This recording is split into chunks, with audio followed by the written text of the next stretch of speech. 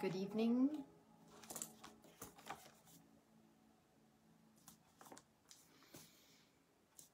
So,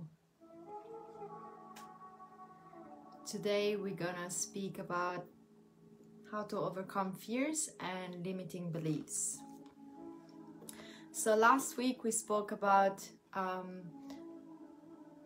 how to become aware of things, and so we spoke about slowing down, and we did a meditation as well.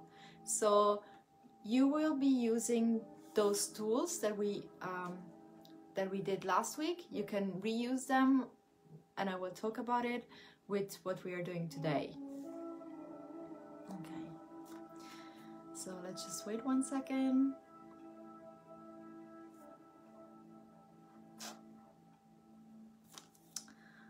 Okay, so let's start.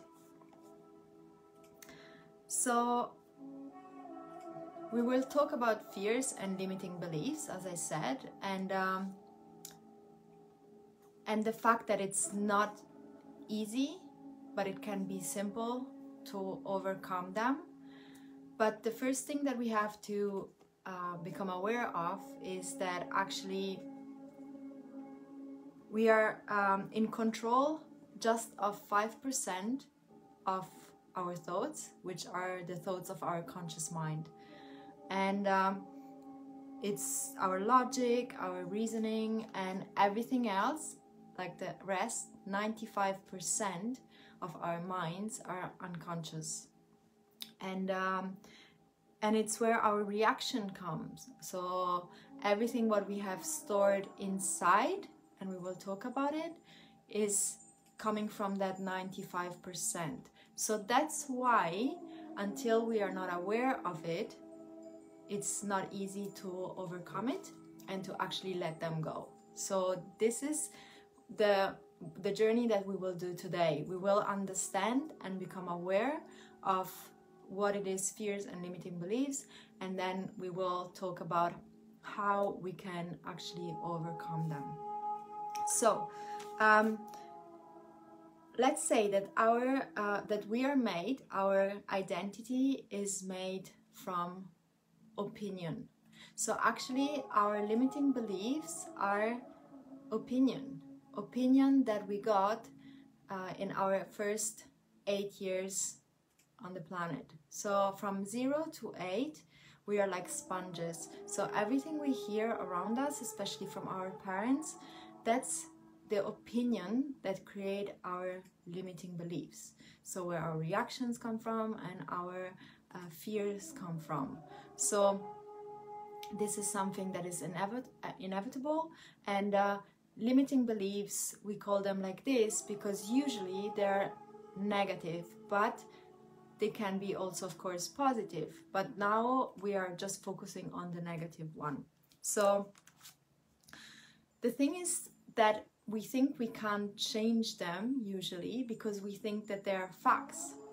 But as I was saying, they're actually opinions of other people. They're not facts. But we think that they are facts because what happens that we kind of like, when we believe in something, we always get evidence for it. Like we believe we are shy, so a situation comes, we are not able to speak, and we say, oh, see, we are shy. But usually it is because our perspective in that moment just makes us see what we actually are looking for. So that's why we usually, we always get confirmation of what we want to see. So if we believe in something, we will see that and we will get confirmation of that. And that's how actually our limiting beliefs keep on getting stronger and stronger over the years. So that's why we have to destructure all our limiting beliefs, and I will show you how to do that. So the good news is, as I was saying, because limiting beliefs and fears are not a fact but are opinions, we can change them. Because we can change opinion, we can change constantly opinion on things, and we just need to know how to actually get to that point and do it. So the thing is, so the first thing we have to do is actually identify those limiting beliefs and our fears. And one of the main tools is actually finding awareness. So last week we did our meditation and we talked about slowing down, and that is something that it's the first step we need to actually become aware of our limiting beliefs. And then at the end I will also give you an exercise, a written exercise that you can do to actually work on it from today, from straight away. So what are actually limiting beliefs? I will make an example. As I was saying before, limiting beliefs can be something like, I'm too shy to do that, I'm not good enough, I will never be able to do this, and so on. And we say those things. That's the way how we talk to ourselves. And the way how we talk to ourselves, it's what makes those opinions and what makes our identity. And so it's really important that we actually break that. And because usually limiting beliefs they actually take the power away from us. And usually when we live our life in this way, we keep on doing things that actually makes us feel tired.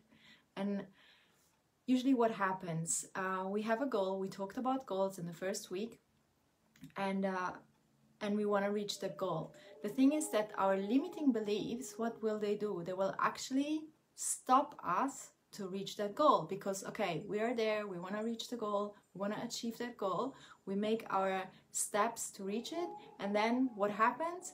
Limiting belief, fear comes up and talks in our mind and starts to say, I will never do that, and I will never be able to do that, someone did it better than me, I'm too shy to do it. So we become lazy, we become frustrated, we actually stop ourselves to get where we want to go.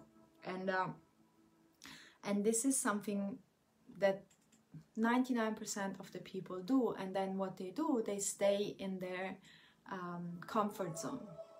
So one of the things actually to change your belief, to change your limiting belief, is of course acting in a different way. So when we want to achieve something, when we want to reach a goal, and we have those steps, but doing those steps usually, because it's doing something different, scare us. And so we use our limiting beliefs, the facts, to demonstrate that we actually can't do it. And so we stop ourselves to do it. So we never actually go out of our comfort zone. But the thing is, the moment that you decide to do something and you put your steps down and you push yourself and do something, like, I give you an example. I want to be a speaker. I want to speak in front of many people, but actually I'm scared to speak in front of people. So I will find all the excuses to even write an email to someone that can actually put me on a stage. So what we're gonna do, we're gonna procrastinate. Procrastination is one of the first things we do when our fears come up, to not reach where we want to go. So like, for example, rather than sending that email out, that is your first step that you have to achieve the goal, you would maybe, I don't know, clean your house. Anything can be procrastination. And sometimes it's so subtle that we don't even see it, because we think, oh, we're doing something good for us, so for our home, we're cleaning the home, and that just keeps on going, and we never do it.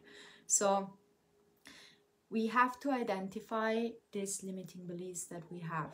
And as I said, one of the main things is actually slowing down. But before we go to the real steps that you can do today, I want to just read you out something, which is a quote that says, if you always do what you have always done, then you'll always get what you have always gotten. So this is exactly, I always say that you can't actually reach something different if you always do the same things. And to do a different thing, you actually have to step out your comfort zone, and you have to have the courage to do something different to reach that goal. So when you actually change your limiting beliefs and you kind of like switch them from limiting beliefs that actually take you the power away to limiting beliefs that actually are positive, you will change your identity. You will be able to become like the person that you really want to be. When I talk about the fact align yourself to your dream, this is what you have to do. You have to start to take actions that bring you towards that. But most of the times we don't do that because first of all we get lazy. We actually as I was saying before, we sabotage ourselves to not reach that. And then we are scared to change, because when we do that change, we go out of our comfort zone and we actually become a different person. And most of the people are scared because it's scary to become someone different. And another thing, most of the time we don't have the support. So it's really important when we really want to do a change to find the support around you to actually make that change. And if you have a support system, it's easier for you to become that new person that you want to be, by letting go the old limiting beliefs that can be anything to something positive that empowers you. So, and usually we do this when we are really tired of the situation where we are in. Usually we never make a real change unless we really can't deal anymore with where we are. So most of the people make that change when they reach the ground. They can't do anything else and they don't like at all anymore how they are. So they make the shift. But now we are here and we have the chance every day, because changing is just a matter of choice. And in every moment you can make the choice, okay, tonight I sit there and I write down the things that I will tell you to do. And from there you can actually start to build your new identity, your new opinions, your new limiting beliefs. I don't want to call them limiting beliefs, but I just want to call them your new identity. So you need to slow down, so you can start with a meditation. You can take the meditation we did last week and you can just do that. And then you have to start. We did that in the first week, so you can go back to there and we talked about goals. So the first thing that you can write down is, what do you want to achieve? So which direction do you want to go? What is that you want to, where do you want to be in your life? Who do you want to be? So sometimes it's easy as well, if you don't know, just find someone that you admire and just think, I want to be like, have that kind of identity, that power that person has, and just think about how to what you want and just write it down. In Buddhism and in Hinduism, most of the time when there are some visualizations that they do, and they actually visualize some goddesses or some deities, not because they want to visualize that deity, for example Ganesh, you know, the elephant. It's because they want to identify with the things, like for example Ganesh, he is a deity of wisdom. So actually you kind of like identify with that wisdom. So this type of things. But let's stay with the goal. So just think about what you want to achieve. And you can go back to the 2 weeks ago to chapter number 1, where we talked about how, if you don't know what you want, how to actually know what you want. So what you want to achieve. So write a list of actually your limiting beliefs that are holding you back. So after what you want to achieve, you write this list about what is holding you back. So what do you think are your limiting beliefs that stop you to do those actions to reach your goal? So identify then those limiting beliefs in the things that stop you, and start to cross down the ones that you can actually eliminate straight away.